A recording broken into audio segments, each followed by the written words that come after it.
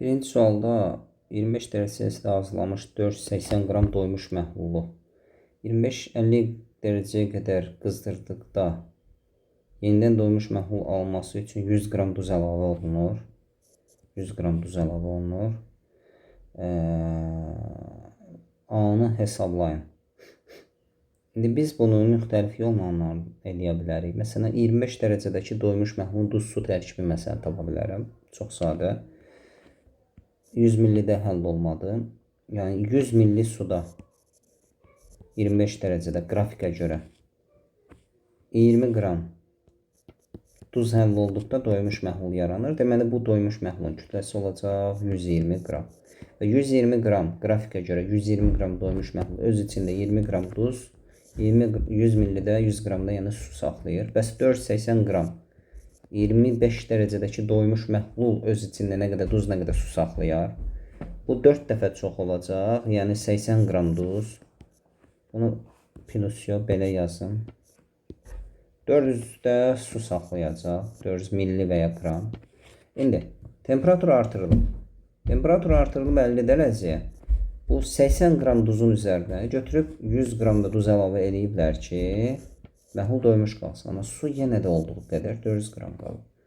Onda burada həll olmanı hesabı 100 millidəki həll olmanı istəyir. 400 qram suda, yəni 400 milli suda 180 qram duz həll olduqda doymuş məhlul yaranırsa, 100 millidə də A verib, A-nı tapırıq. 4 dəfə az. 45 qram. Cavab burada 45'dir.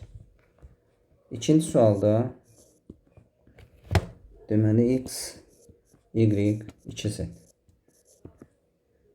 Reaksiyanın sonunda qabda olan qaz qarşılığının mol miqdarının x-in başlanğıc miqdarına nisbəti 2'dir. Fərz eləyək ki, burada A qədər var. Və bu sualda problem nədir? Mənim gördüyüm problem odur ki, reaksiyanın istiqamətini verməyib bizə. Yəni, reaksiya düzünə gedəcək, əksinə gedəcək, özü də dönən reaksiyadır. Tarazlı sabitin qiyməti də verməyib, nə edəcək? Çünki, bilirsiniz, ola bilər ki, bu reaksiya sıfırdan başlamayan bir reaksiya olsun, gedib tarazlığa çatmış bir reaksiya olsun və bu zaman reaksiya həm düzünə, həm də əksinə gedə bilər. Əgər tarazlıq pozularsa, həm düzünə, həm əksinə gedir. Yox, əgər biz belə başa düşməliyik ki, bu başlanğıc A-dır, amma Y və Z heç yoxdur, reaksiya düzünə gedərək tarazlığa çatacaq, o zaman baxaq da. A-dan bu x qədər sərf olsa, bu x qədər alınar, bu 2x da alınar. A-nın, x-in tarazlığı sonu olur A minus x, bu x, bu 2x. Və deyir, x-in başlanğıc mol miqdarına qaz qarşının, reaksiyanın sonunda qabda olan qaz qarşının ümumi mol miqdarının x-in qabda olan ümumi qaz qarşının mol miqdarı bu üçünün bir yerdəsidir. Bu edir A plus 2x. X-in ilkin başlanğıc mol miqdarı A-dır. Nisbəti 2-yə bərabərdir. A plus 2x bərabərdir 2A. A bərabərdir 2x-a.